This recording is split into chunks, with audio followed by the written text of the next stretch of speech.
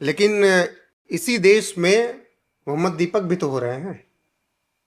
आपने उत्तराखंड का मामला सुना?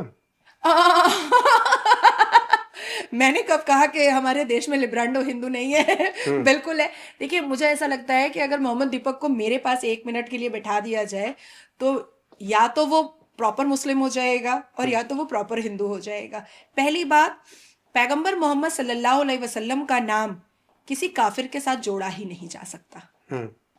क्योंकि वो अपने आप को धीरे धीरे इस्लामिक बना रहा है, मुसलमान बना रहा है। इसलिए मुसलमान उसके ऊपर आक्रमण नहीं कर रहे हैं अभी। गले मिल रहे हैं, शुएब लेट जमई गए लेट थे। Let me complete. जिस दिन अगर मोहम्मद दीपक के अंदर का हिंदू जागा और वो किसी मंदिर से निकलता हुआ दिखाई दे दिया, हम्म। दूसरे दिन और 24 घंटे के अंदर अगर वो जेल में ना रहा, तो मेरा नाम बदल दीजिएगा।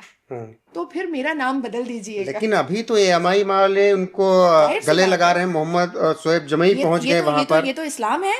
हाँ। तकैया करना, दाई दावत और वो इस्लाम करना। कौन सा अवार्ड दिया जा रहा है? Khwaja Garib Nawaz peace Khwaja foundation award गरीब कुछ करके। नवाज तो छोड़ ही दीजिए। उत्तर प्रदेश में ख्वाजा गरीब नवाज का जो जिमखाना चल रहा था, वहां क्या कोठा और चकला चल रहा था, वो तो हमने देख ही लिया है। हम्म। और साथ साथ अजमेर शरीफ में क्या होता है वो तो 1992 हम्म। गवाह है, और अभी भी क्या होता है उरूस वगैरह में, वो भी सब गवाही है। बस एक जवाब उत्तराखंड पे और लूंगा। जब हम बात कर रहे हैं, एक मुस्लिम डीलर है जिसने 12 साल की हिंदू लड़की के साथ दरिंदगी की, फिर पहाड़ियों ने उसे वहां से भगाने की कोशिश की। ये अब कहा जा रहा है कि देख लो, मोहम्मद दीपक को जरूर देखना चाहिए ये सब चीजें। नहीं नहीं, उसका ब्रेन वॉश हुआ हुआ है, और मुझे नहीं लगता है कि उसको हिंदुओं को समझाने की जरूरत है। वो जहां जा रहा है जाए, क्या फर्क ये पड़ता 12 है? साल के बच्चे के साथ नहीं दरिंदगी नहीं, करने वाली ये कौन तो सी इस्लाम मानसिकता है? नहीं नहीं नहीं, क्या बात कर रहे हैं आप? तब तो फिर इसका मतलब है कि आप पैगंबर मोहम्मद को भी आप बोल रहे हैं कौन सी मानसिकता मानसिकता? वो तो इसकी आधी लेकर बैठे हुए थे गोद में। ये क्या बात कर रहे हैं आप? मान लीजिए ये मामला देश की सर्वोच्च न्यायपालिका आ जाता है, जस्ट हम्म। सपोज। हम्म। उसको पॉक्सो, या जो अभी अमेंड किया गया है रोमियो जूलियट एक्ट, हम्म। उसमें दे दिया जाएगा। रोमियो जूलियट एक्ट के हिसाब से भी कंसेंशुअल तो नहीं हो सकता है 12 साल की बच्ची के साथ, हम्म। वो फोर्सेबली ही होगा। हम्म। अब वो खड़ा होकर के मुस्लिम पर्सनल लॉ बोर्ड और जमायतुल उलमा हिंद का वकील आएगा और वो कहेगा पैगंबर मोहम्मद ने 6 साल की बच्ची से किया था, इसने तो 12 साल से किया है, निकाह कर लेगा। आप कौन होते हैं? आप तो काफिर बैठे हुए हैं। हम्म। तो आप ये भी तो सोचो ना कि देश एक है, हम्म। संविधान एक है, कानून एक है, लेकिन मानसिकता तो एक्सेप्ट ही नहीं कर रही है ना हमारे देश के कानून को एक्सेप्ट करने के लिए। आपको ये सिनेरियो आज नहीं कल देश की सर्वोच्च न्यायपालिका को फेस करना पड़ेगा। पॉक्सो एक्ट में और रोमियो जूलियट एक्ट में ऐसा सुनना पड़ेगा एक ना एक दिन। ये सिनेरियो आएगा कि भाई, मैंने 12 साल की बच्ची का रेप किया है, मैं इससे निकाह कर रहा हूं मेरे शरई हिसाब से और इस्लामिक हिसाब से। हमारे पैगंबर मोहम्मद सल्लल्लाहु अलैहि वसल्लम ने बीबी आयशा से 6 साल की उम्र में शादी किया और 9 साल में इंटरकोर्स किया है, तो मैं तो 12 साल की लड़की से कर रहा हूं। हम्म। ये फेस करना पड़ेगा, क्योंकि जिस हिसाब से मुसलमानों को शरिया चलाने दिया जा रहा है, इस्लाम चलाने दिया जा रहा है, जिस हिसाब से शरिया मनवाने और सुनवाने की कोशिश होती है देश के सर्वोच्च न्यायपालिका में, ये भी फेस करना पड़ेगा। तो इस्लाम के हिसाब से वो आदमी बहुत अच्छा है, वो पैगंबर मोहम्मद को फॉलो कर रहा है। मतलब जो उसने किया वो अपने हिसाब से सही कर गया। इस्लाम के हिसाब से बिल्कुल सही है। हम्म। अच्छा, इस्लाम एज के। Of puberty is age of marriage, और अभी बिल्कुल। ग्लोबल वार्मिंग की वजह से 11 साल में ही पीरियड्स हो जाता है। हम्म। अच्छा, आपने इस्लाम की बात की तो एक सवाल यहाँ भी बनता है कि 3 तलाक वाला मामला जब खूब उठा और फिर उसके बाद कानून बना और हटाया गया। Okay, you are talking about Manohar Rana, बेटी हिमा राणा। तो विरोध किया एक परिवार ने लखनऊ में बैठ के। अब उनका ही 3 तलाक हो गया है, सुना है। I am such a karma believer, and I know that very well. Karma is boomerang, हम्म।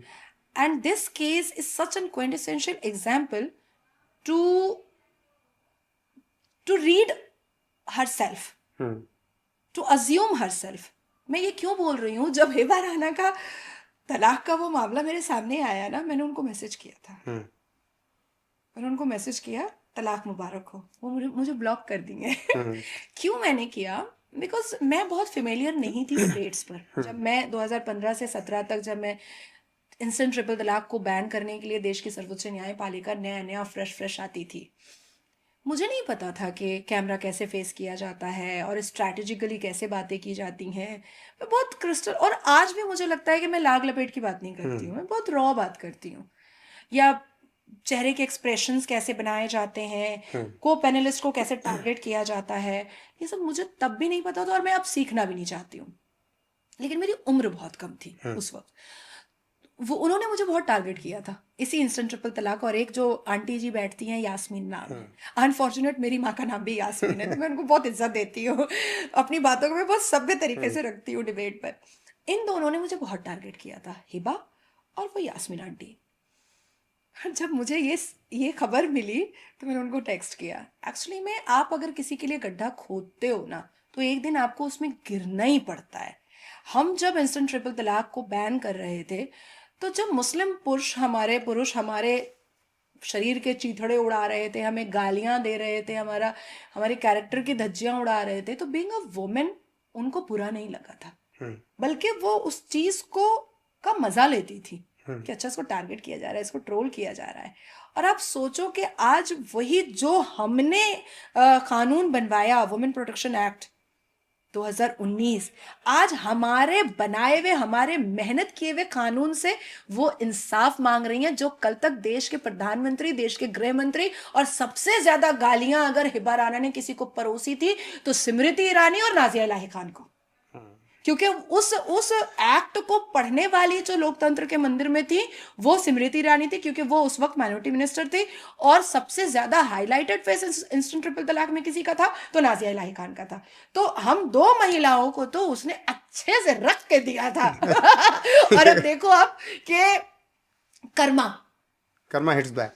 हाँ, उसको बैक किया है। और आप सोचो कि उनके बच्चे अनाथ की जिंदगी जी रहे हैं। डाउरी, हमारे इस्लाम में जहेज लानत है, मलामत है, नदामत है। मतलब जहेज से अल्लाह सुबहान और पैगंबर मोहम्मद बहुत नाराज होते हैं। बीबी फातिमा को उन्होंने जहेज नहीं दिया, और उन्होंने अपनी बेटियों को जहेज नहीं दिया, और उन्होंने अपना एक तबलीग किया कि जहेज बहुत बुरी चीज है। लेकिन हिबा राना के मामले से एक चीज और साफ हुई कि मुसलमान पुरुष बड़ा फ्लेक्सिबल इस्लाम मानते हैं भाई।